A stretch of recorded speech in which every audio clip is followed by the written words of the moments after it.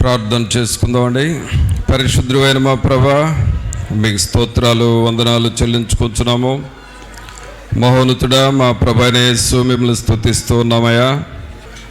మిమ్మలను స్తుతించుటకును, మిమ్మలను గూర్చి పాడి కీర్తించి ఘనపరచుటకును సహాయం చేయండి. మీ కృపలో మమ్మలను బలపరచమని ప్రార్థన చేస్తూ ఉన్నాము. మీరు మాకు ఇచ్చిన ఈ సమయాన్ని బట్టి మీకే స్తోత్రాలు వందనాలు చెల్లిస్తూ ఉన్నాము. కృపామయుడా, దయా సత్య సంపూర్ణుడా, మీకే స్తోత్రాలు వందనాలు చెల్లిస్తూ ఉన్నాము. మీరు ఈ ఆరాధనకు అధ్యక్షత వహించండి. తండ్రిని ఘనపరచుటకును, రక్షకుడైన యేసుక్రీస్తును మహిమపరచుటకును, మేము నాయన పరిశుద్ధాత్మనితో సహవాసము చేయుటకును కృపను దయచేయండి ప్రభా.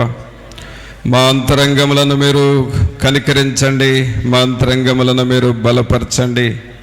మీ ఆత్మశక్తిని, ఆత్మ పట్టుదలను మాకు మీరు దయచేయండి. ఆత్మ విషయమై తీవ్రత కలిగి ఉండమని చెప్పినారు, అలాగే దేవుని విషయంలో పట్టుదల కలిగి ఉండమని చెప్పినారు. మీ యొద్ద సహనముతో కనిపెట్టమని మీరు చెబుతున్నారు ప్రభా. అట్టి నాయన స్వభావం మాకు మీరు దయచేయండి. తండ్రి అయిన దేవా, మీ సన్నిధిలోనికి వచ్చి మిమ్మల్ని వేడుకొంచున్నాము. మీరు మాకు అధ్యక్షత వహించండి. ఏ రీతిగా మిమ్మల్ని స్తుతించి ఘనపరచవలనో సమస్త విషయాల్లో మీరే మీ కృపను మాకును మీరు సమృద్ధిగా మీరు దయచేయండి. ఈ ఆవరణమంతా మీ సన్నిధితో నింపండి ప్రభా. పాటలు పాడుచుండగా ఆ పాటల ద్వారా దేవుని యొక్క ఆత్మ మమ్మలను బలపరచునట్లుగాను, మిమ్మలను మహిమపరచువారముగా చేయండి ప్రభా. అలాగే మాలో ఉన్నటువంటి నిర్లక్ష్యము, నిర్లిప్తత సంపూర్ణంగా తొలగిపోనట్లుగా చేయండి. దుష్టుని యొక్క ఆటంకములు మాలో కానీ, ఆవరణంలో కానీ, ఎవరిలో ఎక్కడ ఆటంకములు లేకుండా చేయండి ప్రభా. అడ్డుబండయు అడ్డు గోడలను కూలద్రోయమని ప్రార్థన చేస్తూ ఉన్నాము. మిమ్మలను ఘనపరచుటకు మాలో ఉన్న అభ్యంతరములన్నిటినీ మీరు తొలగించండి. పరిశుద్ధాత్ముడా, మీరు మా మధ్య కదలండి. మీ కొరకు మేము మార్గమును సరళము చేయువారముగా చేయండి నాయన. మీరు మా మధ్య సంచరించున్నట్లుగా మా పరిసరాలను, మమ్ములను పరిశుద్ధపరచమని ప్రార్థన చేస్తూ ఉన్నాం. రాజులైన యాజక సమూహముగా మమ్మల్ని ఇక్కడ చేర్చి మహిమా ఘనత ప్రభావాలు మీరే ఆరోపించుకొనమని నజరేయుడైన యేసు నామమున అడిగి వేడుకొనుచున్నాము తండ్రి, ఆమేన్. పాటలు పాడుకుందామండి.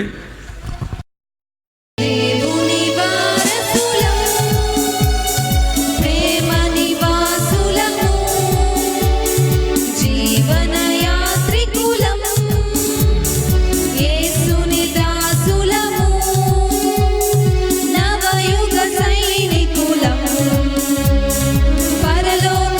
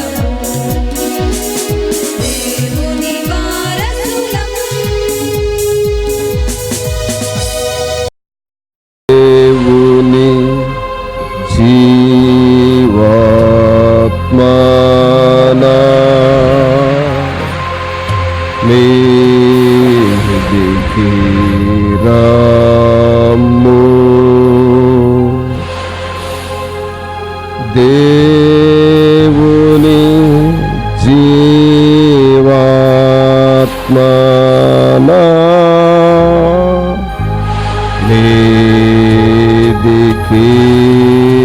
రాము, వేరాచు వాంచు మాలాచు నింపు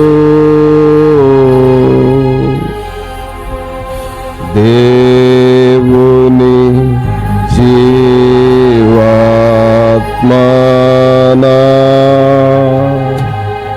మీదికి రాము.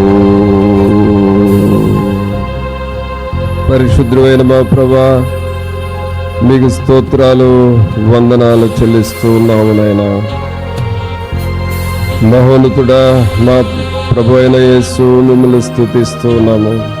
మమ్మల్ని ప్రేమించి మీరు మాకు ఇచ్చిన ఈ ప్రత్యేకమైన సమయాన్ని బట్టి మీకు స్తోత్రాలు వందనాలు చెల్లిస్తూ ఉన్నాము. మీ పాదముల దగ్గరకు వచ్చి వేడుకొనుచున్నాము. మిమ్మల్ని స్తుతించాలి, అది మా బాధ్యత. మిమ్మల్ని ఘనపరచాలి, అది మా బాధ్యత. మీ సన్నిధిలో మేము చేరి ఉండాలి, అది కూడా మా బాధ్యత. కావున ప్రభువా, మిమ్మల్ని స్తుతిస్తూ ఉన్నాము. మీ సన్నిధిని మాతో ఉంచండి. మీ వాక్యము ద్వారా మాతో మీరు మాట్లాడమని నజరేయుడైన యేసు నామమున అడిగి వేడుకొంచున్నాము తండ్రి, ఆమేన్. ప్రియరా, దేవుని వాక్యముల నుండి యోబు గ్రంథము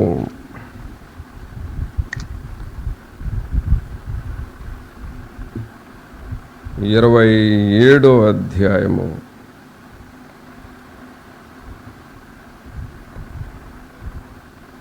10వ వచనం చదువుకుందాం. యోబు గ్రంథము 27వ అధ్యాయము 10వ వచనం. వాడు సర్వశక్తిని యందు ఆనందించునా వాడు అన్ని సమయములలో దేవునికి ప్రార్థన చేయునా. ప్రియరా, యోబు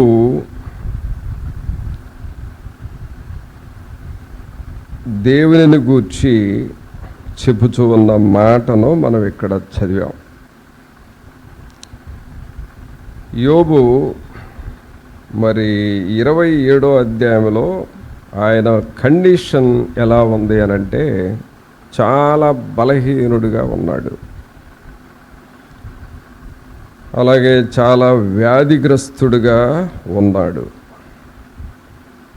తర్వాత ఆయన శరీరం అంతా చీకిపోయి ఆరోగ్యము లేని వ్యక్తిగా ఉన్నాడు. ఆయన కండిషన్ గనక మనం చూస్తే 5వ వచనంలో మీరు చెప్పినది న్యాయమని 2వ పాదం 2వ లైన్ చూస్తే, మరణమగు వరకు నేనెంత మాత్రమును యథార్థతను విడువను అని అంటున్నాడు. అంటే మరణమగు వరకు అంటే ఆయన కండిషన్ ఎలా ఉందంటే, ఆల్మోస్ట్ ఆయన ఇక చనిపోబోయే పరిస్థితుల్లోకి వెళ్ళాడు. టోటల్గా యోబు మంచి ప్రార్థనా పరుడు. అసలు మొదట్లో చూస్తే ఆయన సాక్ష్యం చాలా బాగుంది. మంచి ప్రార్థనా పరుడు. ఆయన గూర్చి రాయబడి ఉన్న మాటలు 1వ అధ్యాయము ప్రారంభములో చూస్తే, అతడు యథార్థవంతుడు అని ఉంది. అతడు యథార్థవంతుడు. 2వది న్యాయవంతుడు అని ఉన్నది. 3వది దేవుని యందు భయభక్తులు కలిగినవాడు అని ఉన్నది. 4వది చెడుతనము విసర్జించినవాడు అని ఉన్నది. అది ఆయన సాక్ష్యం. ప్రతి ఒక్కరికి ఒక సాక్ష్యం ఉంటుందండి. ఆ సాక్ష్యం ఏంటంటే యోబుది యథార్థవంతుడు, న్యాయవంతుడు, దేవుని యందు భయభక్తులు గలవాడు, చెడుతనమును విసర్జించినవాడు. అయితే ఇలాంటి వ్యక్తికి ఈయన్ని చెప్పాలంటే ఒక మంచి ప్రార్థనాపరుడు. ఈ ప్రార్థనాపరుడికి ఒక పెద్ద శోధన వచ్చింది. ఎలాంటి శోధన అంటే మొత్తం మీద ఫ్యామిలీలోనే ట్రబుల్ వచ్చింది. ఆయన కుటుంబంలోనే పిల్లలు చనిపోయారు. అలాగే ఆయన భార్య కూడా యోబును అనగా భర్తను దూషిస్తుంది. తర్వాత ఈయన పరిస్థితి కూడా ఏమంత బాగాలేదు, మరణమయ్యే పరిస్థితుల్లోకి వెళ్ళాడు. ఒక రకంగా చెప్పాలంటే ఫ్యామిలీ లైఫ్ కుప్పకూలిన పరిస్థితుల్లోకి వెళ్ళింది. కుప్పకూలిపోయాడు అని అంటారా, అలాగ కుప్పకూలిన పరిస్థితుల్లోకి వెళ్ళింది యోబు ఫ్యామిలీ. ఈ టైంలో కొంతమంది యోబును విమర్శించారు. ఏమని విమర్శించారు అంటే, ఈయన బాగా ప్రార్థన చేసుకునేవాడు కదా, ఈయన దేవుని యందు భయభక్తులు కలిగినవాడు కదా, ఈయన మరి ఎప్పుడు ప్రార్థన చేసుకునేవాడు, ఈయనకేంటి ఇన్ని కష్టాలు వచ్చినాయి, ఇన్ని శోధనలు వచ్చినాయి అని కొంతమంది విమర్శించారు. అలాగ విమర్శించినా సరే యోబు అంటున్న మాట ఏమిటంటే 5వ వచనంలో బి పార్ట్లో, మరణమగు వరకు నేను ఎంత మాత్రమును యథార్థతను విడువను. తర్వాత 6వ వచనంలో ఏమంటున్నాడంటే, నా నీతిని విడువక గట్టిగా పట్టుకొందును. చూసారండి, నా నీతిని విడువక గట్టిగా పట్టుకొందును. ఇలాగూ తన సాక్ష్యాన్ని దేవునికి చెబుతూ ఉన్నాడు. అయితే ఇప్పుడు 10వ వచనంలో ఏమంటున్నాడంటే, వాడు సర్వశక్తిని యందు ఆనందించున. చూడండి, అసలు యోబు దగ్గర యోబున్న పరిస్థితుల్లో ఆనందించటానికి ఏమీ కనపట్ల. అక్కడ ఒకవైపేమో ఫ్యామిలీ దెబ్బతింది, మరొక వైపు పిల్లలు చనిపోయారు, ఇంకొక వైపు యోబు ఆరోగ్యం దెబ్బతింది, క్షీణించింది, మరణకరమైన పరిస్థితుల్లోనికి వెళ్ళాడు.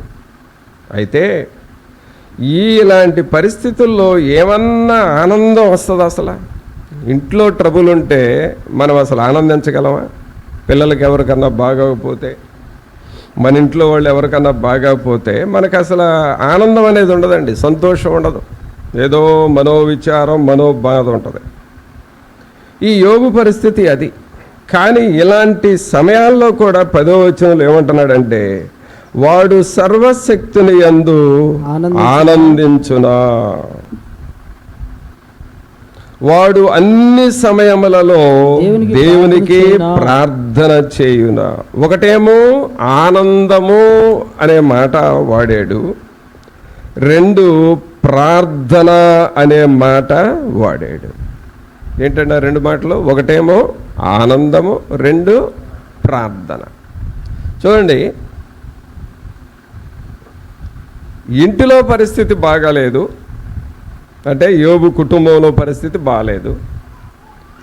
తర్వాత మరి ఆయన పరిస్థితి బాగాలేదు. ఆ టైంలో ఆనందం అనేది చాలా కష్టం, ఆనందించడం చాలా కష్టం. కానీ నేనేమంటున్నాడంటే, అలాంటి టైంలో కూడా నేను సర్వశక్తిని యందు ఆనందిస్తాను. అంటే ఈయన లైఫ్ అంతా నెగిటివ్గా మారిపోయినా దేవుని విషయాలను వచ్చేసరికి పాజిటివ్గా ఆలోచన చేస్తూ ఉన్నాడు. దేవుని యందు నేను ఆనందిస్తాను, అది కూడా సర్వశక్తిని యందు నేను ఆనందిస్తాను. అంటే దేవునిని ఎక్కడ పెడుతున్నాడు అని అంటే, నా కుటుంబము దెబ్బతిన్నా మరలా నా కుటుంబాన్ని కట్టగలిగిన దేవుడు నాకు ఉన్నాడు, అందుకు ఆనందిస్తున్నాడు. నా పిల్లలు చనిపోయినా మరలా నాకు పిల్లల్ని ఇవ్వగలిగిన దేవుడు నాకు ఉన్నాడు, అందుకు దేవుని యందు ఆనందిస్తున్నాడు. నా భార్య నన్ను దూషించిన ఆమె మనస్సు మార్చుకొని నాతో సఖ్యపడుతుంది, అలా చేయగలిగిన దేవుడు నాకు ఉన్నాడు అని దేవుని యందు ఆనందిస్తున్నాడు. నా ఆరోగ్యం పోయినా సరే మరలా నాకు తిరిగి ఆరోగ్యాన్ని ఇవ్వగలిగిన దేవుడు నాకు ఉన్నాడు అని దేవుని యందు ఆనందిస్తూ ఉన్నాడు. ప్రియరా, ఇక్కడ మనం నేర్చుకోవలసిన ఒక విశ్వాసపు మాట ఏమిటంటే, మనం ఏది పోగొట్టుకున్నా మరలా తిరిగి దేవుని యందు మనము తిరిగి పొందుకుంటాము అనే విశ్వాసం మనలోనికి రావాలి. సర్వశక్తిని యందు నేను ఆనందిస్తాను. ఏది పోయినా సరే, నీకు ఆరోగ్యం పోయిందా, దేవుని యందు మరలా నీకు ఆరోగ్యం వస్తుందని దేవుని యందు విశ్వాసం ఉంచాలి. నీకు కొన్ని సమస్యలు వచ్చి నిన్ను చిందరవందర చేసేసినాయా, మరలా దేవుడు నా పరిస్థితుల్ని కుదుటపరుస్తాడు, మారుస్తాడు అని దేవుని యందు నువ్వు ఆనందించాలి. నువ్వు అనుకున్నది ఒకటైతే జరిగింది ఒకటి, అది కూడా చాలా ఇబ్బందికరమైన పరిస్థితుల్లోకి వెళ్ళావా, అయినా సరే ఈ గుంటలో నుండి, వారు పడిన గుంటలో నుండి నన్ను పైకి లేవనెత్తగలిగిన దేవుడు నాకు ఉన్నాడు అనే విశ్వాసం నీకు ఉండాలి. అంటే ఇంకా దేవుని దగ్గర యోబు ఎలాగూ తయారయ్యాడంటే, నేను అన్నీ కోల్పోయినా దేవుని యందు నేను అన్నీ తిరిగి పొందుకుంటాను అనే విశ్వాసం యోబులో ఉంటా ఉన్నది. ఇది ఒక విశ్వాసపు మెట్టు అండి, ఇది ఒక విశ్వాసపు మెట్టు. మన మైండ్ ఏం చెప్తుందంటే, ఏదన్నా జరిగితే ఇంకేముంది, అయిపోయింది నీ పని, ఇంకేముంది, ఇక నువ్వు బ్రతకవు, ఇంకేముంది, ఇంత నష్టం నీకు జరుగుతుంటే ఇంకేమి నువ్వు నెమ్మదికుంటావని మన మైండ్ ఎప్పుడు కూడా నెగిటివ్గా మనల్ని ఆలోచించేటట్లుగా చేస్తుంది. యాక్చువల్గా యోబు మైండ్ అలాగే ఉండాలి. ఏమనుకోవాలి, నా ఫ్యామిలీ దెబ్బతింది, ఇంకేముంది నా లైఫ్, నా భార్య నాకు నెగిటివ్ అయిపోయింది, ఇంకేముంది నా జీవితం, నా పిల్లలు చచ్చిపోయారు, ఇంకెందుకు నేను బ్రతకాలి, నాకు చూస్తే ఆరోగ్యం లేదు, ఏంటి ఇంకా నేను బ్రతికోపయోగం ఏంటి అని అలాగ ఆలోచన చేయాలి యోబు. అంటే బాడీ దెబ్బతింది, మైండ్ దెబ్బతింది, అన్ని దెబ్బతిన్న వ్యక్తి, కానీ ఆయనలో పాజిటివ్ థింకింగ్ కనపడతా ఉంది. ఎందుకు పాజిటివ్ థింకింగ్ అంటే, దేవుడు నాతో ఉన్నాడు, దేవుడు నన్ను వదిలిపెట్టడు, ప్రభు నన్ను వదిలిపెట్టడు, నా ఆరోగ్యాన్ని వదిలిపెట్టడు, నా కుటుంబాన్ని వదిలిపెట్టడు, నా భార్యను వదిలిపెట్టడు, నా పిల్లల్ని వదిలిపెట్టడు, నా ఆస్తిని కూడా వదిలిపెట్టడు. అన్నీ లాసే, కానీ అన్నీ నాకు గెయిన్గా మారుస్తాడు, అన్నీ లాభంగానే చేస్తాడు అని దేవుని యందు విశ్వాసం కలిగి అప్పుడు అంటున్న మాట అండి, ఈ మాట 10వ వచనంలో, వాడు సర్వశక్తిని యందు ఆనందించునా. ఇలా గమనించండి, దేవునిలో మనం నేర్చుకోవాల్సింది ఏంటంటే, దేవుని యందు వీ హ్యావ్ టు ఎంజాయ్, దేవుని యందు మనం ఆనందిస్తూ ఉండాలి. దేవుని యందు ఆనందించడం అంటే ఏంటి, ఆయన కార్యాలను నువ్వు తలంచుకుంటా ఉండాలి. నీకు చేసిన కార్యాలు కావచ్చు, లేక నీ సహోదరులకు చేసిన గొప్ప కార్యాలు కావచ్చు, వాటిని తలంచుకుంటూ ఉండాలి. ఒక సహోదరికండి క్యాన్సర్ వ్యాధి వచ్చి 4th స్టేజీకి వెళ్ళింది. అంటే ఆల్మోస్ట్ ఇక నువ్వు బ్రతకవు, చనిపోతావని చెప్పారు.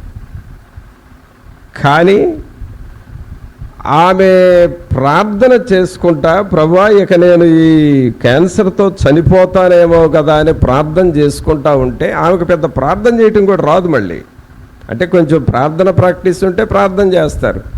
ఆమెకి ఇప్పుడు ఈ వ్యాధి కలిగిన ఆమెకి ప్రార్థన చేయటం కూడా రాదు. అందుకని ప్రభు అన్నాడంట, నేను నేర్పిన ప్రార్థన ఉంది కదా బైబిల్లో. ఏ ప్రార్థన? నేను నేర్పిన ప్రార్థన. ఏం ప్రార్థన? శిష్యులకు ప్రభు నేర్పాడు కదా, పరలోకమందున్న మా తండ్రి నీ నామం పరిశుద్ధపరచబడగాక అనే ప్రార్థన ఉంది కదా. నీకు ఏ ప్రార్థన రాకపోయినా నేను నేర్పిన ప్రార్థనను లెక్క పెట్టుకుంటూ 10,000 సార్లు అదే ప్రార్థన చేసుకో, నేను నిన్ను స్వస్థపరుస్తాను అని చెప్పాడంట. అంటే కొంచెం లెక్క పెట్టుకోవటం ఇబ్బందే, కానీ మరి తప్పదు. కొన్ని ప్రయత్నాలు చేయాలి అనంటే కష్టంగా ఉన్నా చేయాలి, తప్పదు. గొప్ప కార్యాలు చూడాలంటే కొన్ని రిస్కులు తీసుకోవాలి. ఈ సహోదరి పరలోకమందున్న మా తండ్రి నీ నామం పరిశుద్ధపరచబడును గాక అనే ప్రార్థన కంటది పెట్టుకొని రోజు చేస్తూ ఉందంట. చేసినప్పుడల్లా 1, 2, 3, 500, 700, 900, 1000 అని ఎలాగ నంబర్ వేసుకుంటా 10,000 సార్లు చేసిందంటండి ఆ ప్రార్థన. సాక్ష్యం, నేను చెప్పేది సాక్ష్యం, జరిగిన సాక్ష్యం. 10,000 సార్లు చేసిన తరువాత ఆమెకి ఏమైందంటే దేవుని యందు ఆనందించటం ప్రారంభించింది. దేవునిని స్తుతించడం అంటే ఆమె రోగాన్ని గూర్చి మర్చిపోయి ఆమె మైండ్ అంతా దేని మీదకి వెళ్ళిందంటే, నేను పరలోక ప్రార్థన 10,000 సార్లు చేయాలి, నేను పరలోక ప్రార్థన ఇప్పుడు 1000 సార్లు చేశాను, ఇంకా 4,000 సార్లు చేయాలి, ఈ పరలోక ప్రార్థన నేను 2,500 అయింది, ఇంకా 2,500 సార్లు చేయాలి. ఇలాగ మైండ్ అంతా పరలోక ప్రార్థన మీదకు వెళ్ళిపోయింది. ఆయన రుణాలను క్షమిస్తాడని, స్వస్థపరుస్తాడని, అనుదిన ఆహారం ఇస్తాడని మైండ్ అంతా ప్రార్థన మీదకు వెళ్ళింది. ఎప్పుడైతే వెళ్ళిందో ఆమె మైండ్ పాజిటివ్గా మారిపోయింది దేవుని విషయంలో. 10,000 సార్లు ఆ పరలోక ప్రార్థన చెప్పిన తర్వాత లోపలున్న అవయవాలను దేవుడు పూర్తిగా ముట్టి స్వస్థపరిచాడు. వైద్యుల దగ్గరికి వెళితే నీకు అసలు క్యాన్సర్ లేదు అని చెప్పారు. అంటే కారణం ఏంటి అనంటే, యోబు ఆ స్థాయికి వెళ్ళాడు. వాడు సర్వశక్తిని యందు ఆనందించునా.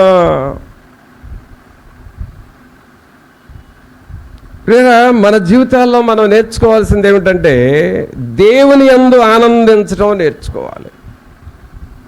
నీకు రోగం ఉన్నా సరే, బలహీనత ఉన్నా సరే, నీవు గొప్ప దేవుడు, నువ్వు చేయగలిగిన దేవుడు, నువ్వు నా జీవితంలో చేస్తావని నేను విశ్వసిస్తున్నాను. ఈ పరిస్థితి నన్ను కృంగదీస్తుంది, అయినా నువ్వు నన్ను లేవనెత్తుతావని నేను విశ్వసిస్తున్నాను అని దేవుని యందు నువ్వు ఆనందిస్తూ ఉండాలి. ఎప్పుడైతే నీ మైండ్ దేవుని కార్యాల మీద, దేవుని స్వస్థతల మీద, దేవుని అద్భుతాల మీదకి నీ మైండ్ వెళుతుందో దేవుని యందు ఆనందించటం ప్రారంభిస్తాం. ఆ ఆనందమే దేవుని ఆనందము. ఆ దేవుని ఆనందమే నీ సమస్యకు పరిష్కారము, నీ జీవితానికి ఆరోగ్యంగా మారుతుంది. అందుకనే పిల్లరా, నీకు టైం ఉన్నప్పుడల్లా, నీ మనస్సు ఖాళీగా ఉన్నప్పుడల్లా వెంటనే దేవునిని జ్ఞాపకం చేసుకొని దేవుని యందు ఆనందించటం మనం నేర్చుకోవాలి. ఆయన ఘనమైన కార్యాల గురించి మాట్లాడుతూ ఉండు. దేవుని గొప్ప కార్యాల గురించి చెబుతూ ఉండు, నీ మనసుతో నువ్వు చెప్పుకుంటా ఉండు. నా ప్రభు ఇలాంటి గొప్పవాడు, మోషేను ఎలాగూ దేవుడు నడిపించాడు, యెహోషువతో దేవుడు ఎలాగున్నాడు, ఎస్తేర్ని ఎలాగూ దేవుడు దీవించాడు, రూతుని ఎలాగూ దేవుడు దీవించాడు. ఈ నీకు వచ్చిన ఎల్ల, నీకు తోచిన ఎల్ల, నీకు గుర్తున్న వల్ల దేవుని వాక్యాలను మాటి మాటికి చెప్పుకుంటా ఉండు, చెబుతూ ఉండు. నీ మైండ్ దేవుని యందు ఆనందించేటట్లుగా చేసుకోవాలి. అలా చేసినప్పుడు దేవుని గొప్ప కార్యాలు మన జీవితంలో జరుగుతాయి. దేవుని గొప్ప కార్యాలు నీ శరీరంలోనికి వస్తూ ఉంటాయి. యెహోవా యందు ఆనందించాలండి. నీవు వాక్యం జ్ఞాపకం చేసుకుంటా ఉండాలి. నీకు ఒకవేళ నిద్ర పట్టకపోతే నీ బెడ్ మీద పండుకొని దేవుని వాక్యాన్ని జ్ఞాపకం చేసుకుంటా, చెప్పుకుంటా, ఆలోచన చేస్తా ఉండు. ఆరోగ్యకరమైన నిద్ర నీకు వస్తుంది. వాక్యం ప్రియరా, the word of God is a medicine. దేవుని వాక్యమే నీకు మందు. యోబు మరి అన్ని రకాల సిట్యువేషన్స్లో, అంటే దాదాపు డెడ్ కండిషన్లో ఏమంటున్నాడు 10వ వచనంలో, వాడు సర్వశక్తుని యందు ఆనందించునా, వాడు అన్ని సమయములలో దేవునికి ప్రార్థన చేయునా. ఏమంటున్నాడు చూసారా? అన్ని సమయములలో దేవునికి ప్రార్థన చేయునా అంటే అన్ని సమయాలలో దేవునికి ప్రార్థన చేయటం మనం నేర్చుకోవాలి అని అంటున్నాడు. అన్ని సమయాలలో ప్రియరా, మనము ఏ కండిషన్లో ఉన్నా సరే ప్రార్థన చేయటం మనం నేర్చుకోవాలి. ప్రార్థన మనం ఎప్పుడు నిర్లక్ష్యం చేయకూడదు. యోబుకి అన్ని శ్రమలున్నా, అన్ని శోధనలు, అన్ని బాధలు ఉన్నా ప్రార్థన చేయటం మాత్రం ఎన్నడూ ఆయన నిర్లక్ష్యం చేయలేదు. మొర పెట్టాలి. అందుకనే ఇంకో చోట యోబు ఇదే గ్రంథంలో 12వ అధ్యాయం 3వ వచనంలో ఏమని రాస్తాడంటే, యోబు ఎలాంటి ప్రార్థన చేశాడో ఇక్కడ రాస్తున్నాడు. 3వ వచనం, యోబు 12వ అధ్యాయము 3వ వచనం చూడండి. అయినను మీకున్నట్టు నాకును వివేచన శక్తి కలిగి ఉన్నది. నేను మీకంటే తక్కువ జ్ఞానము కలవాడను కాను. మీరు చెప్పిన వాటిని ఎరుగని వాడెవడు. ఇదిగో ఇక్కడ చెబుతున్నాడు చూడండి. యోబు ప్రార్థనా జీవితాన్ని గురించి ఈ సెంటెన్స్ చదివితే మనకు అర్థం. చదువుతున్నాము, అందరు చదవండి మాట, అందరు చదవండి. దేవునికి మొర్ర పెట్టి ప్రత్యుత్తరములు పొందిన వాడనైనా నేను. మరలా చదవండి.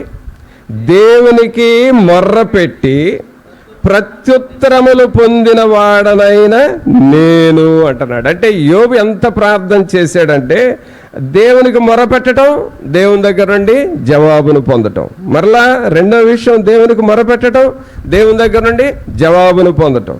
మరలా మూడవసారి దేవునికి మొరపెట్టడం, దేవుని దగ్గర నుండి జవాబును పొందటం. అంటే ఇది ఎలాంటిది అనంటే, ఒక ఫోన్ తీసుకొని నీ స్నేహితుడికి నువ్వు ఫోన్ చేసి నీవు ఒక సెంటెన్స్ మాట్లాడితే అటువైపు నుండి ఒక సెంటెన్స్, నువ్వు రెండవ సెంటెన్స్ మాట్లాడితే అటువైపు నుండి రెండవ సెంటెన్స్, నువ్వు మూడవ సెంటెన్స్ మాట్లాడితే అటువైపు నుండి మూడవ సెంటెన్స్, ఎలాగూ సంభాషణ జరుగుతూ ఉందో యోబు దేవునితో అలాగూ సంభాషణ చేశాడు, అంత ప్రార్థన చేశాడు. అందుకని ఇక్కడ ఏమని చదువుతున్నామంటే, దేవునికి మొర్రపెట్టి ప్రత్యుత్తరములు పొందిన వాడనైనా నేను. అంటే నేను దేవునికి ప్రార్థన చేశాను, దేవుని దగ్గర నుండి నాకు జవాబులు వచ్చినాయి అని దేవునికి చెబుతా ఉన్నాడు. కావున ప్రభువుని ప్రియరా, మనం గ్రహించాల్సింది ఏమిటంటే, దేవుని యందు ఆనందించటం మనం నేర్చుకోవాలి అన్ని సమయాలలో. యోబుది మరి పాజిటివ్ థింకింగ్గా, దేవుని విషయాల్లో పాజిటివ్ థింకింగ్గా ఉంటుంది. అలాగూ దేవుని గూర్చి ఆనందించాడు. అన్ని సమయాలలో ప్రార్థన చేశాడు. ఆయన ఎంత ప్రార్థన చేశాడో ఈ ఒక్క సెంటెన్స్లో తెలుస్తుంది. నేను దేవునికి మొరపెట్టి ప్రత్యుత్తరములు పొందినవాడనైనా నేను అంటున్నాడు. కాబట్టి ప్రార్థన ద్వారా యోబు జీవితము చివరకు బిగినింగ్లో చూస్తే ఫెయిల్యూర్స్ ఎక్కువగా కనబడుతున్నాయి. అంటే ఆరోగ్యంలో ఫెయిల్ అయ్యాడు, పిల్లల విషయంలో ఫెయిల్ అయ్యాడు, ఆర్థిక విషయంలో ఫెయిల్ అయ్యాడు, అలాగే తన భార్య విషయంలో ఫెయిల్ అయ్యాడు, కుటుంబము పరువు ప్రతిష్ఠితుల విషయంలో కూడా ఫెయిల్ అయ్యాడు. అనగా యోబు బిగినింగ్ లైఫ్ ఫెయిల్యూర్ లైఫ్ లాగా కనిపిస్తా ఉంది. కానీ ప్రార్థన చేయగా 42వ అధ్యాయంకి వచ్చేసరికి ఆయన లైఫ్ సక్సెస్ఫుల్ లైఫ్గా కనబడతా ఉంది. అంటే ఫ్యామిలీ బాగుపడింది, పిల్లలు వచ్చారు, భార్య ఉన్నది, ఆర్థిక స్థితులు బాగున్నాయి, అతని ఆరోగ్యం బాగుంది. మొదటగా చూస్తేనేమో ఫెయిల్డ్ లైఫ్ లాగా ఉంది, చివరిగా చూస్తే సక్సెస్ఫుల్ లైఫ్గా ఉంది. ఈ ఫెయిల్డ్ లైఫ్ని సక్సెస్ఫుల్ లైఫ్గా మార్చడానికి కారణం ఏంటంటే యోబు యొక్క ప్రార్థనా జీవితము, యోబు దేవుని యందు ఆనందించటమే కారణము.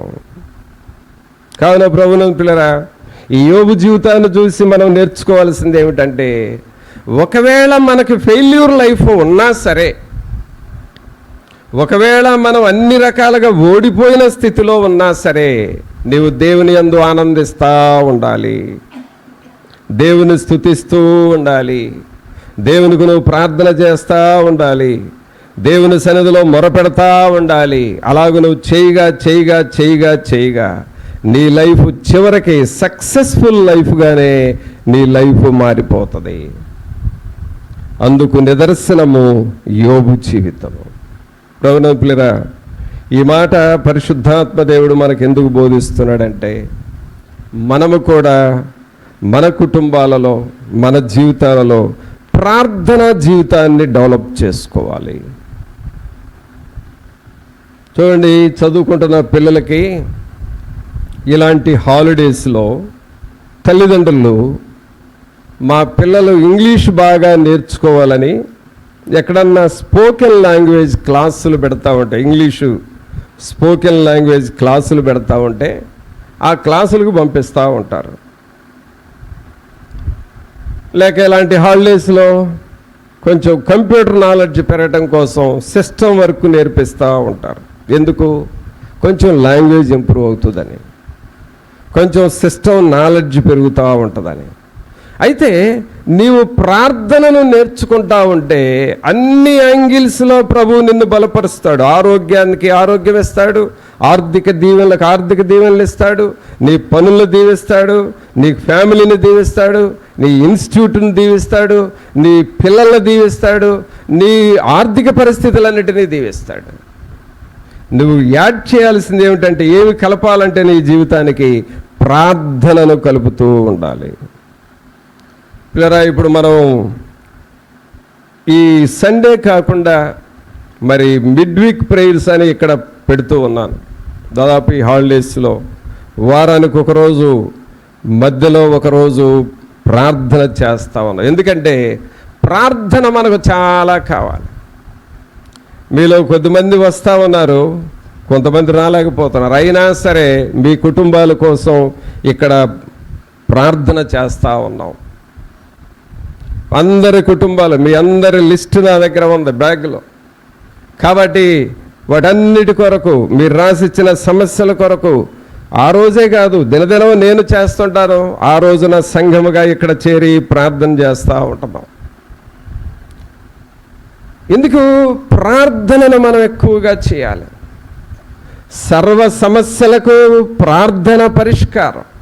కాబట్టి ప్రార్థన మనం ఎక్కువగా చేయాలి. అందుకనే దేవుని వాక్యంలో మనం చదివాము, వాడు సర్వశక్తిని యందు ఆనందించునా, వాడు అన్ని సమయములలో దేవునికి ప్రార్థన చేయునా. ప్రార్థన చేస్తే ఏం జరుగుతుంది అసలు? మనం ప్రార్థన చేస్తాం, ఏం జరుగుతుంది చూడండి. దేవుని వాక్యంలో కీర్తన గ్రంథం చూడండి. ప్రార్థన చేస్తే ఏం జరుగుతుందంటే 22వ కీర్తన గ్రంథము 22వ కీర్తన 5వ వచనం చూడండి.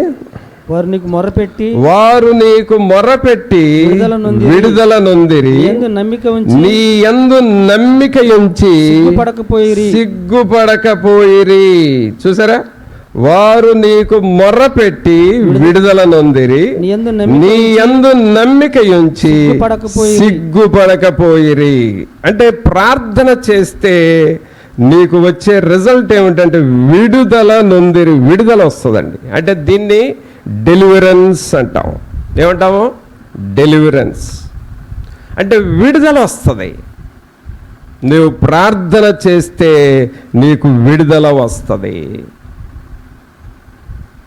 నువ్వు ప్రార్థన చేసినప్పుడు దేవుడు నీకు ఏ విషయాలలో నువ్వు బంధించబడ్డావో ఆ విషయాలలో విడుదల వస్తుంది.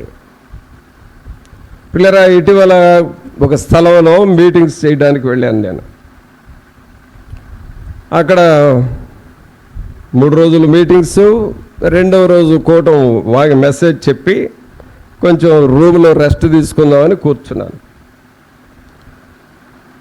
ఈలోపు ఒక లేడీని అయా ఈమె కొరకు ప్రార్థన చేయండి అని తీసుకొచ్చారు. ఆమె MA BEd టీచర్. అయితే తను ఏంటమ్మా పరిస్థితి అనంటే, 2 పిల్లలు చనిపోయారయ్యా, నా ఆరోగ్యం కూడా దెబ్బతింది,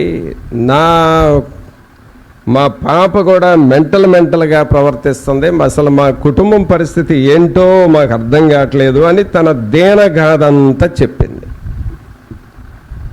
అంటే వారు మొరపెట్టేగా విడుదల నొందిరి అన్నందుకు నేను చిన్న ఎగ్జాంపుల్గా చెబుతున్నాను. సరే, తన పరిస్థితి అంతా చాలా ఘోరంగా ఉంది. కుటుంబం బాగాలేదు, పిల్లలు బాగాలేదు, తన ఆరోగ్యం బాగాలేదు, అంతా హాఫ్ డెడ్ లైఫ్ లాగా ఉంది, దాదాపు అంత నిర్జీవ స్థితి. సరే అమ్మా, నేను ప్రార్థన చేస్తావు, నీ పేరేంటి అని చెప్పాను. అడిగితే తన పేరు చెప్పింది. సరే ప్రార్థన చేద్దాం, కళ్ళు మూసుకో అని చెప్పి కళ్ళు మూసుకొని తన మీద చేయబెట్టి, ప్రభువా మీ పరిశుద్ధాత్మ శక్తి చేత ఈ బిడ్డను తాకండి అని ఒకే ఒక సెంటెన్స్, ఎక్కువ ప్రేయర్ కూడా చేయలేదు, ఒకే ఒక సెంటెన్స్, మీ పరిశుద్ధాత్మ శక్తి చేత ఏమైనా తాకండి అని ఎప్పుడైతే ప్రార్థన చేసామో వెంటనే మనిషి గడగడలాడిపోతుంది, వణుకుతుంది, కాళ్ళు చేతులు కొట్టుకుంటుంది, పళ్ళు బిగబడుతుంది, కొరుగుతుంది, పెదాలు కొరుగుతుంది, వికృతమైన పనులన్నీ చేస్తుంది. దయ్యం బయటపడింది. వెంటనే చేయబెట్టి, ఏ దైవ వేస్తున్నావు, గద్దెస్తున్నావు, నువ్వు రా, బయటికి రా అని ప్రార్థన చేస్తే ఏమంటుందో తెలుసా? మీలాంటి వాళ్ళు చాలామంది చేత వీళ్ళు ప్రార్థన చేయించారు, ఎవరికి బాగలేదు అని అంటుంది.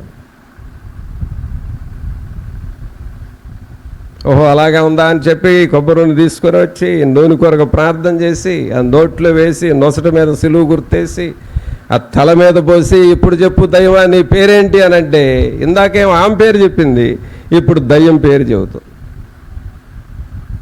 ఏం చేస్తుంది? పిల్లలు చంపింది నేనే అంటుంది, భర్తకి భార్యకి సమాధానం లేకుండా చేస్తుంది నేనే అంటుంది, ఇంకొక అమ్మాయిని మెంటల్గా మార్చింది నేనే అంటుంది, ఈ కుటుంబాన్ని నాశనం చేస్తుంది నేనే అంటుంది. అన్ని రకాలుగా కుటుంబం నష్టపోయింది. ఈ విషయం కొరకు ప్రార్థన చేయించడానికి ఆ ప్రాంతాల్లో చాలామంది చేత ప్రార్థన చేయించారు కూడా దైవమే చెబుతుంది. ఇక తర్వాత బలంగా ప్రార్థన చేసిన తర్వాత ఇక రూమ్లోకి వచ్చింది కదా, రూమ్లో నుండి బయటికి తీసుకువెళ్ళి ఓపెన్ ఏరియాలో ప్రేయర్ చేస్తే పడిపోయింది, దయ్యం పారిపోయింది. ఇప్పుడు ఆమె ఫ్రీ అయిపోయింది. ఆ ఇంట్లో వాళ్ళు దాదాపు కొన్ని సంవత్సరాల నుండి ఆమె వికృత చేష్టలు చూసి మానసికంగా కృంగిపోతున్నారు. ఇప్పుడు ఫ్యామిలీ అంతా కూడా విడుదల పొందిన ఫ్యామిలీగా మారిపోయింది. మొదట్లో ఎదురు తిరగాలని చూసింది, చాలామంది ప్రార్థన చేశారు, నేనెందుకు పోతాను అని అంది. కానీ ప్రార్థన మంటలాగా కాల్చేసింది ఆమెని. ఆ దయ్యం పోయింది, విడుదల వచ్చింది. ప్రియరా, మన కుటుంబాలలో ఇక్కడ దేవుని వాక్యం ఏం చదువుతున్నాం? 5వ వచనంలో, వారు నీకు మొర్రపెట్టి విడుదల నొందిరి. నువ్వు ప్రార్థన చేస్తా ఉంటే నీకు విడుదల వస్తుంది, డెలివరెన్స్ వస్తుంది. కొన్ని సమయాల్లో సాతాను బంధకాలు ఉంటాయి మన హృదయాలలో, కొన్ని సమయాల్లో మానసిక బంధకాలు ఉంటాయి, కొన్ని సమయాలలో సైతాను మనుషుల్ని, యవనస్తుల్ని రకరకాల చెడు అలవాట్లు, దురలవాట్లు నేర్పి వాళ్ళని బంధిస్తూ ఉంటుంది. అది ఎలాంటి బంధకమైనా సరే, ఎలాంటి పరిస్థితి అయినా సరే ప్రార్థన చేయాలి,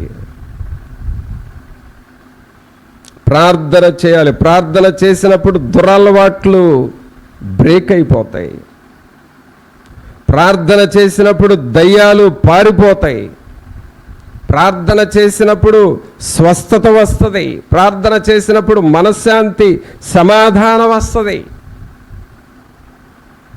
అందుకని ఇక్కడ వాక్యాలను చదువుతున్న 5వ వచనంలో, వారు నీకు మొర్రపెట్టి విడుదల నొందిరి, నీ యందు నమ్మిక ఉంచి సిగ్గుపడకపోయిరి. కావున మనం ఎప్పుడూ దేవుని సన్నిధిలో ఆనందించే వారముగా, ప్రార్థన చేసేవారముగా ఉండాలి. అందుకే మీకు కొంచెం ప్రార్థన అలవాటు చేయాలి అని మరి సండే కొంతమంది పేర్లు చెప్పి, అమ్మాను సిస్టర్ మీరు ప్రార్థన చేయండి, బ్రదర్ మీరు ప్రార్థన చేయండి అని అంటుంది. ఎందుకంటే ఇలాగ చేపిస్తూ ఉంటే కొంచెం కొంచెం ఆ ప్రార్థనలోకి అలవాటు అవుతారని. నేను ఈ మధ్య విన్న విషయం ఏంటంటే, ఏడమ్మా నువ్వు వచ్చావు, మీ అబ్బాయి ఏడి అని అంటే, అన్నాయ్ నువ్వు ప్రార్థన చేపిస్తావేమోనని వాడు బయట ఉన్నాడు, నన్ను లోపలికి పంపాడు అని. అంటే లోపలికి వెళ్తే అన్నయ్య ప్రార్థన చేపిస్తాడు అని అనుకొని కొంతమంది అసలు గేట్ బయట ఉంటున్నారంట. ఇది ఒక శోధన వచ్చి పడింది ఇప్పుడు నాకు.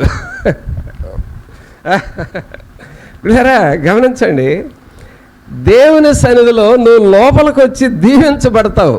గేటు బయట ఉంటే బుద్ధి లేని కనికల్ని మీరెవరో నాకు తెలియదు అని అన్నలా. నువ్వు లోపలికి వచ్చి ప్రార్థన చేయాలి. ప్రార్థన చేయడం రాకపోతే కనీసం మోకరించాలి, చేసేవాళ్ళు ప్రార్థన వినాలి. అలా చేయగా చేయగా చేయగా ప్రార్థనలోకి అలవాటు అయిపోతామండి మనం. ఇప్పుడు మీరు ఇంతమంది ఉన్నారు, మీలో ఎవరి పేరు చెప్పి సిస్టర్ ప్రేయర్ చేయండి అని అనగానే అసలు నీకు ఎలాంటి ఆతృత ఉండాలంటే, అన్న నా పేరు ఎప్పుడు చెబుతాడా, నేను లేచి ప్రార్థన చేయాలన్నంత ఆతృతగా ఉండాలి మీరు. ఆ ప్రార్థన నేర్చుకోవాలండి మీరు. అంతేగాని నేను కనపడితే నా పేరు చెబుతాడేమో అని నీ ముందు వాళ్ళ నడువు వెనకాల నీ తల దించుకొని కనబడకుండా పెట్టుకోకూడదు. నేను అనుభవిస్తున్న శోధనలు ఇక్కడ ఇవి. ప్రియులారా, ప్రార్థన చేయాలి. ఏం చేయాలి? ప్రార్థన చేయాలి. చూడండి, ప్రార్థన చేస్తే ఇంకేమవుతుందంటే, లూకాసు వార్త తీయండి 6వ అధ్యాయం.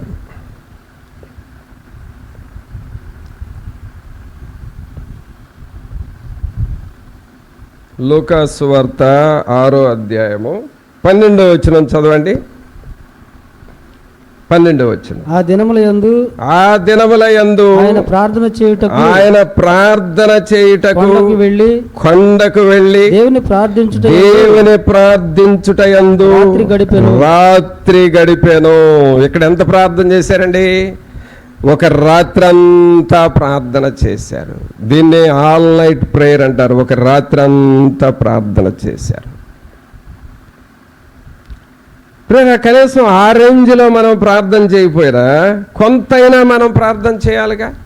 నీ కుటుంబంతో కలిసి నువ్వు ప్రార్థన చేయాలి, నీవు కలిసి ప్రార్థన చేసుకోవాలి. ఇక్కడ ఏం జరిగింది? యేసుక్రీస్తు ప్రభువారు తన శిష్యులు అందరూ కలిసి ప్రార్థన చేస్తా ఉన్నారు. ఆ దినములయందు ఆయన ప్రార్థన చేయుటకు కొండకు వెళ్ళి దేవుని ప్రార్థించుటయందు రాత్రి గడిపారు. ఆ ప్రార్థన వల్ల ఏం జరిగిందంటే 13వ వచనంలో, ఉదయం అయినప్పుడు ఆయన తన శిష్యులను పిలిచి వారిలో 12 మందిని ఏర్పరచి వారికి అపోస్తులు అను పేరు పెట్టెను. ప్రియరా, అపోస్తులు అంటే ఎవరో మనకు తెలుసు బాగా. 12 మంది యేసుప్రభుకు శిష్యులు ఉన్నారని, వాళ్ళందరూ 12 మంది 12 దేశాలకు వెళ్ళారు, సువార్త ప్రకటించారు, గొప్ప కార్యాలు చేశారు. అలాగే దేవుని కొరకు బలమైన అపోస్తులుగా శిష్యులుగా పిలువబడ్డారని మనకు తెలుసు. అపోస్తులు గొప్పవాళ్ళన్న సంగతి తెలుసు, కానీ అసలు ఆ అపోస్తులు ఎలాగూ తయారయ్యారు అని అంటే ప్రార్థన చేసిన తర్వాత వాళ్ళు తయారయ్యారండి. ఇక్కడ 11వ వచనంలో చూస్తే, 12వ వచనంలో చూస్తేనేమో దేవుని ప్రార్థించుటయందు రాత్రి గడిపాను.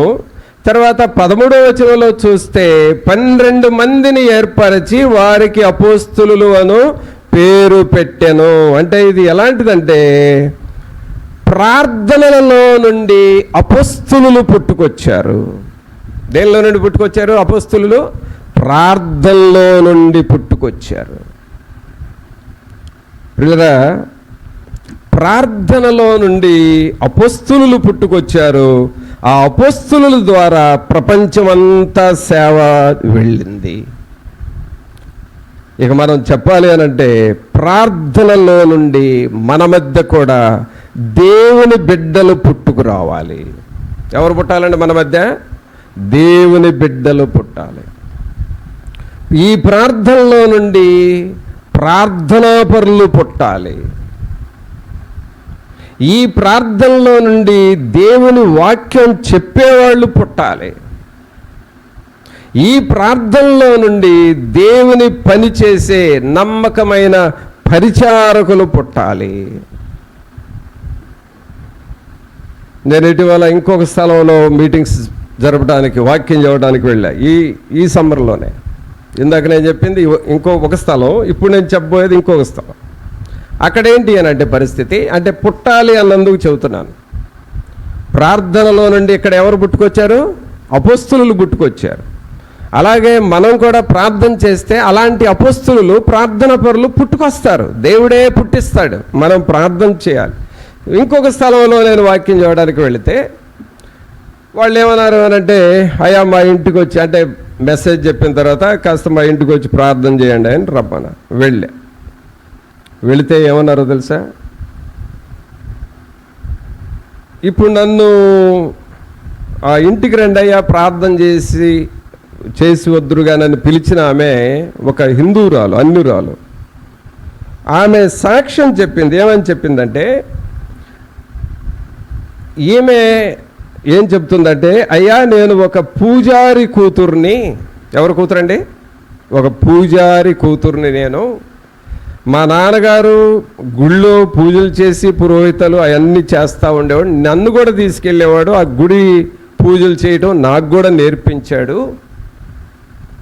నేను కూడా నిష్ఠాగర్విష్టంగా ఆ పూజలు పునస్కారాలు అన్నీ చేశాను. కానీ మా ఇంటి ప్రక్కనే ఒక ప్రార్థన చేసుకునే ఆమె మా ఇంటి ప్రక్కకు వచ్చింది రెంట్కి.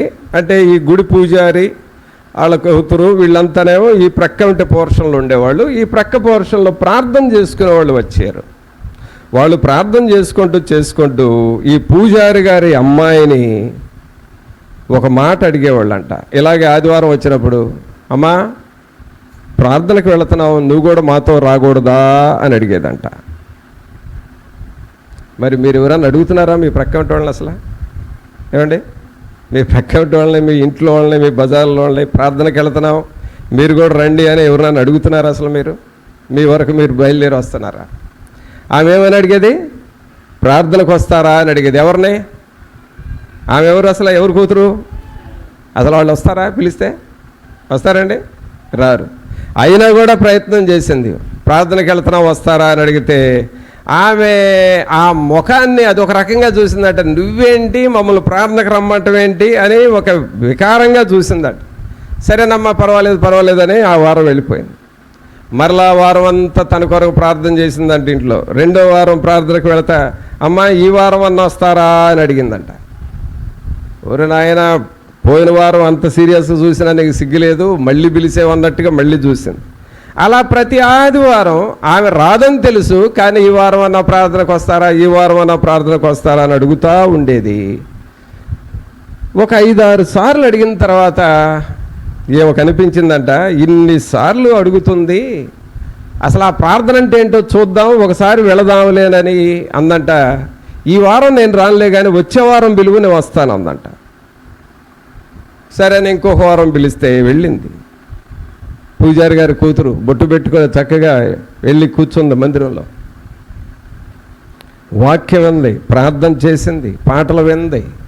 ఆ ఆశ కొంచెం వచ్చేసి మరలా ఇంటికి వచ్చిన తర్వాత అందంట, అందరి చేతుల్లో బైబిల్ ఏదో ఉంది కదా, అలాంటి బైబిల్ నాకు కూడా ఒకటి ఇవ్వకూడదా అందంట. అమ్మయ్య దొరికిందిలే అనుకొని అప్పుడు ఒక బైబిల్ తీసుకొచ్చి ఇచ్చి అమ్మ చదువు అని అన్నారు. ఆ బైబిల్ని వాళ్ళ నాన్నకి, పురోహితుడు కదా, వాళ్ళ నాన్నకి కనబడకుండా పెట్టుకొని అలాగే చాటుగా చదివి ఒక 2-3 రోజులు చదివిన తర్వాత అందంట, ప్రక్క ఉంటే వాళ్ళ ఇంటికి వెళ్ళి, ఇప్పుడు ప్రక్కనే కదా, వచ్చే ఆదివారం కూడా ప్రార్థనకు వెళ్ళేటప్పుడు నన్ను పిలువు వస్తాను అందంట.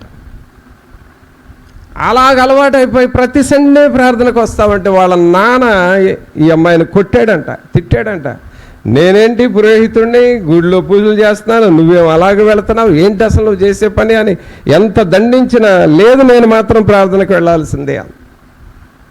అలాగూ వెళ్ళి దేవుని వాక్యమని పిల్లరా మారు మనసు పొందింది. మారు మనసు పొందిన వ్యక్తిని వివాహం చేసుకుంది. ఈ రోజున ఈ కుటుంబం ద్వారా వాళ్ళ ఊర్లో సంఘం స్థాపించబడి సేవ జరుగుతుంది.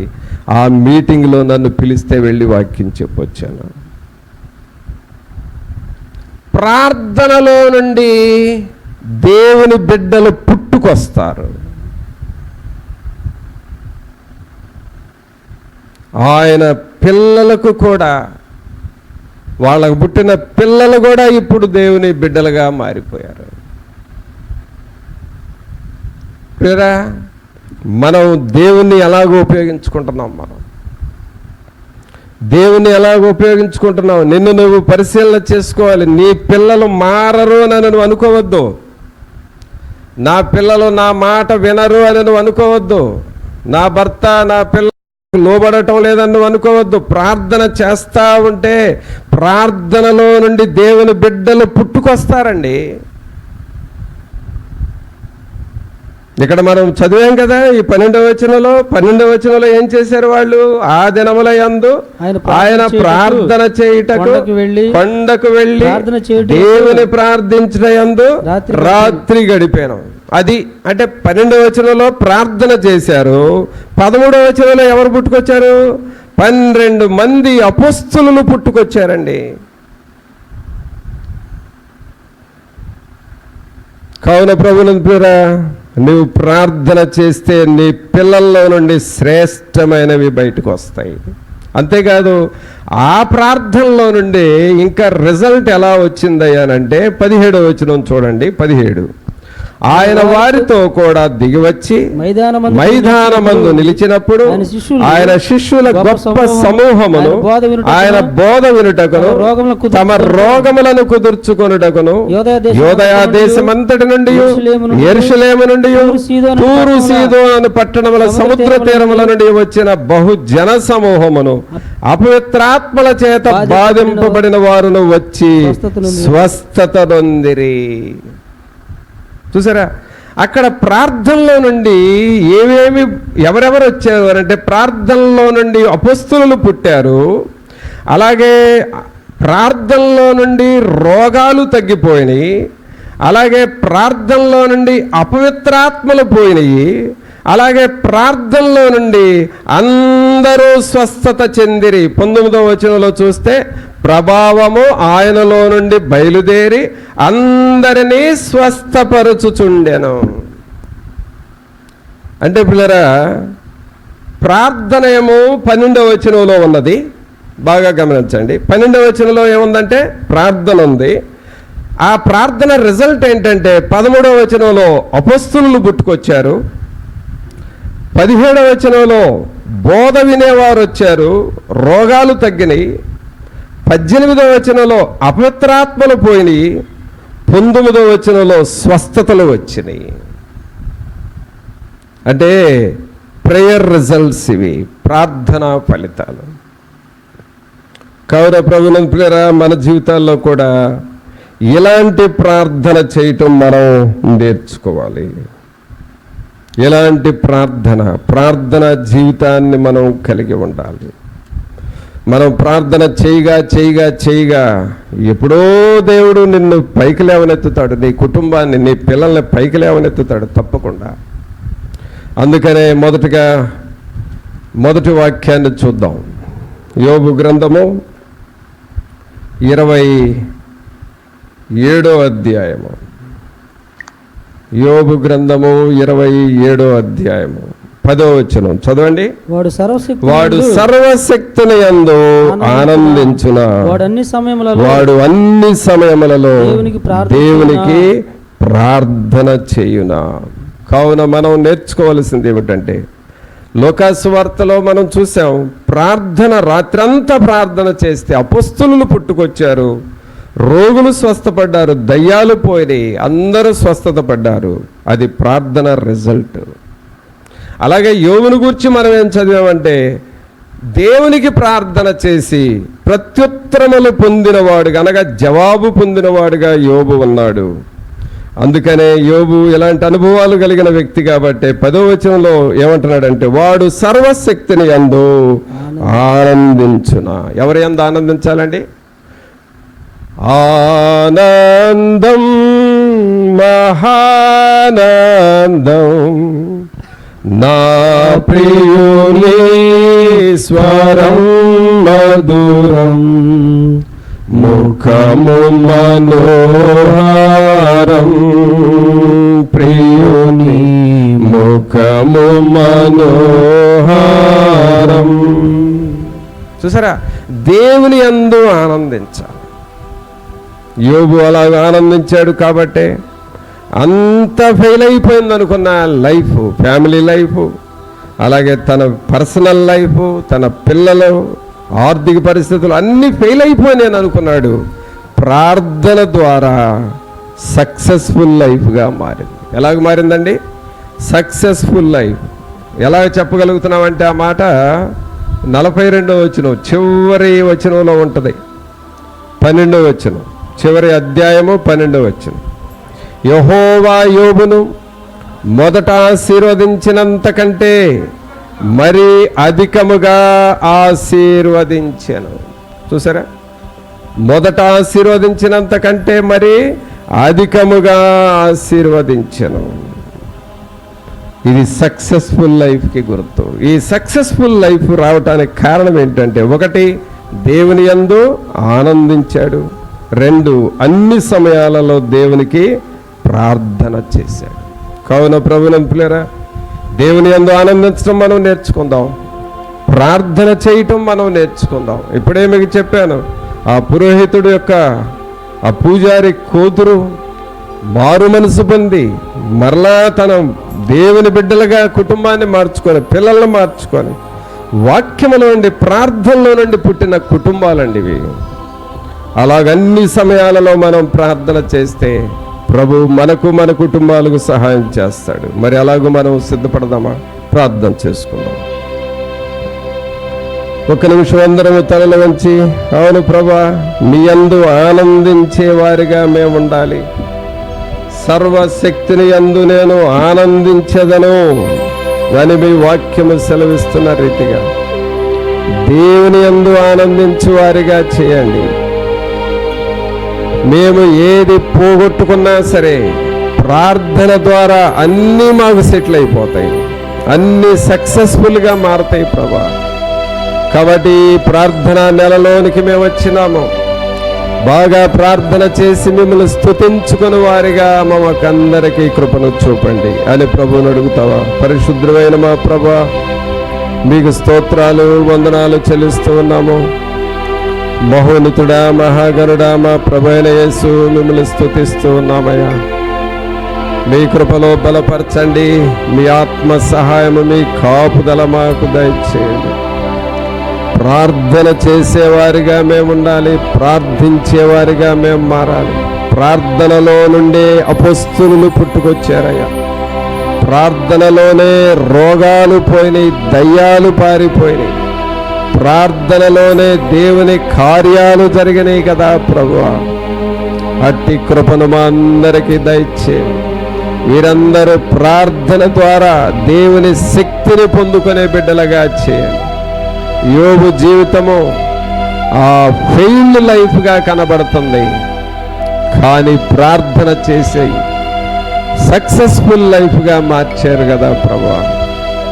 దేవా, ప్రార్థనతో మా కుటుంబాలు కట్టబడాలి, ప్రార్థనతో మా బిడ్డలు వర్ధిల్లాలి, ప్రార్థనతో మా కుటుంబాల్లోనికి ఆశీర్వాదాలు రావాలి, ప్రార్థనతో మా యొక్క ఇన్స్టిట్యూట్స్ డెవలప్ కావాలి, ప్రార్థనతో మా ఆరోగ్యాలు కుదుటపడాలి, ప్రార్థనతో మా ఆర్థిక పరిస్థితులు కూడా మెరుగుపడాలి, ప్రార్థనతో మేము సమస్తము సాధించాలి ప్రభువా. అలాగూ అన్ని సమయములలో ప్రార్థన చేసేవారిగా మమ్మల్ని అందరినీ చేయండి. మీ బిడ్డలందరితో మీరు ఉండి మీ సన్నిధి, మీ సమాధానం ప్రతి ఒక్కరికి తోడుగా ఉంచి నడిపించమని నజరేయుడైన యేసు నామమున అడిగి వేడుకొనుచున్నాము తండ్రి, ఆమేన్. మన తండ్రి అయిన దేవుని ప్రేమ, కుమారుని కృప, పరిశుద్ధాత్మని యొక్క సన్నిధి అయిన సహవాసం ఇప్పుడు నెలప్పుడు ఇక్కడ చేరిన మనందరికీ తోడుగా ఉండి సహాయము చేయను గాక, ఆమేన్. మంచిది పిల్లరా, అందరికీ వందనాలు. సెలవు తీసుకున్నాం.